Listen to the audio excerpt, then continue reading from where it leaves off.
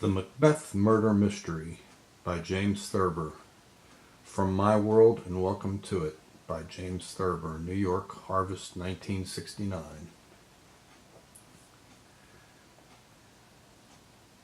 It was a stupid mistake to make, said the American woman I had met at my hotel in the English Lake Country, but it was on the counter with the other Penguin books, the little sixpenny ones, you know, with the paper covers, and I supposed, of course, it was a detective story. All the others were detective stories.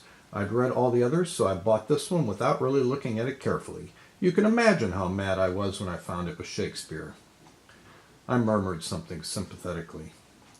I don't see why the Penguin Books people had to get out Shakespeare plays in the same size and everything as the detective stories, went on my companion. I think they have different colored jackets, I said. Well, I didn't notice that, she said. Anyway, I got real comfy in bed that night and all ready to read a good mystery story, and here I had The Tragedy of Macbeth, a book for high school students, like Ivanhoe. Or Lorna Doone, I said. Exactly, said the American lady, and I was just crazy for a good Agatha Christie or something. Hercule Poirot is my favorite detective. Is he the rabbit one, I asked. Oh no, said my crime fiction expert. He's the Belgian one. You're thinking of Mr. Pinkerton, the one that helps Inspector Bull. He's good, too. Over her second cup of tea, my companion began to tell the plot of a detective story that had fooled her completely. It seems it was the old family doctor all the time. But I cut in on her. Tell me, I said, did you read Macbeth? I had to read it, she said. There wasn't a scrap of anything else to read in the whole room. Did you like it, I asked. No, I did not, she said decisively. In the first place, I don't think for a moment that Macbeth did it. I looked at her blankly. Did what, I asked. I don't think for a moment that he killed the king, she said. I don't think the Macbeth woman was mixed up in it either. You suspect them the most, of course, but those are the ones that are never guilty, or shouldn't be anyway. I'm afraid, I began, But don't you see, said the American lady, it would spoil everything if you could figure out right away who did it. Shakespeare was too smart for that. I've read that people never have figured out Hamlet, so it isn't likely that Shakespeare would have made Macbeth as simple as it seems. I thought this over while I filled my pipe. Who do you suspect? I asked suddenly. Macduff, she said promptly. Good heavens, I whispered softly. Oh, Macduff did it all right, said the murder specialist. Hercule Poirot would have got him easily. How did you figure it out? I demanded. Well, she said, I didn't right away. At first I suspected Banquo. And then, of course, he was the second person killed. That was good right in there, that part. The person you suspect of the first murder should always be the second victim. Is that so? I murmured. Oh, yes, said my informant. They have to keep surprising you. Well, after the second murder, I didn't know who the killer was for a while. How about Malcolm and Donalbain, the king's sons, I asked. As I remember it, they fled right after the first murder. That looks suspicious. Too suspicious, said the American lady. Much too suspicious. When they flee, they're never guilty. You can count on that. I believe I said I'll have a brandy, and I summoned the waiter. My companion leaned toward me, her eyes bright, her teacup quivering. Do you know who discovered Duncan's body? She demanded. I said I was sorry, but I had forgotten. Macduff discovers it, she said, slipping into the historical present.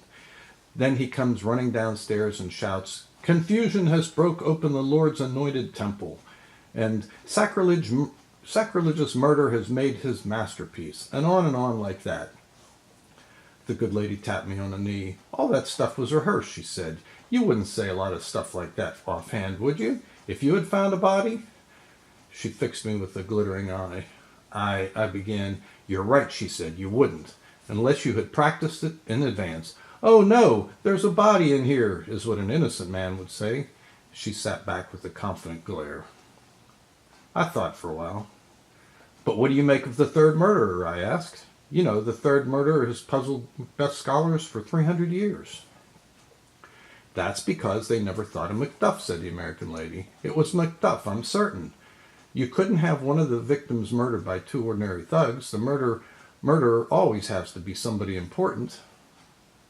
But what about the banquet scene, I asked after a moment. How do you account for Macbeth's guilty actions there when Banquo's ghost came in and sat in his chair? The lady leaned forward and tapped me on the knee again. There wasn't any ghost, she said. A big, strong man like that doesn't go around seeing ghosts, especially in a brightly lighted banquet hall with dozens of people around. Macbeth was shielding somebody. Who was he shielding? I asked. Mrs. Macbeth, of course, she said.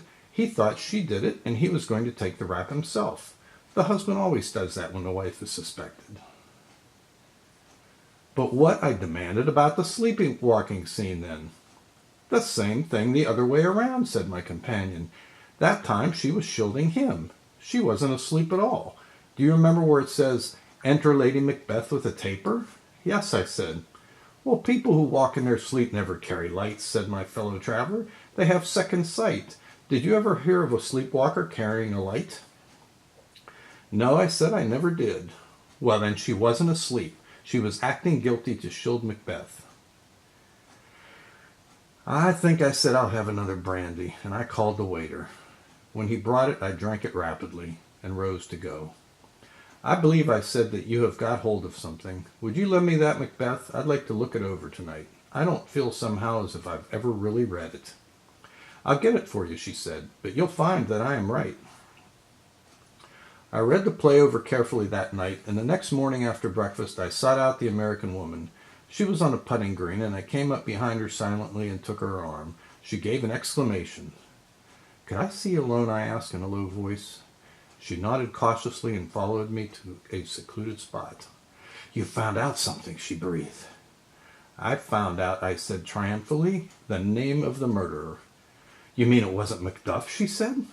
Macduff is as innocent of those murders, I said, as Macbeth and the Macbeth woman.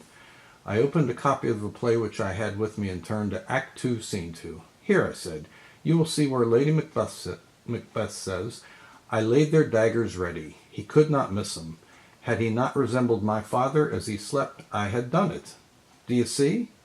No, said the American woman bluntly, I don't. But it's simple, I exclaimed. I wonder I didn't see it years ago. The reason Duncan resembled Lady Macbeth's father as he slept is that it actually was her father. Good God, breathed my companion softly. Lady Macbeth's father killed the king, I said, and hearing someone come and thrust the body under the bed and crawled into the bed himself. But, said the lady, you can't have a murderer who only appears in the story once. You can't have that. I know that, I said, and I turned to Act 2, Scene 4. It says here, enter Ross with an old man. Now that old man is never identified, and it is my contention that he was old Mr. Macbeth, whose ambition it was to make his daughter queen. There you have your motive. But even then, cried the American lady, he's still a minor character. Ah, not, I said gleefully, when you realize that he was also one of the weird sisters in disguise. You mean one of the three witches? Precisely, I said. Listen to the speech of the old man's. On Tuesday last, a falcon towering in her pride of place was by a mousing owl hawked and killed. Who does that sound like? It sounds like the way the three witches talk, said my companion reluctantly. Precisely, I said again.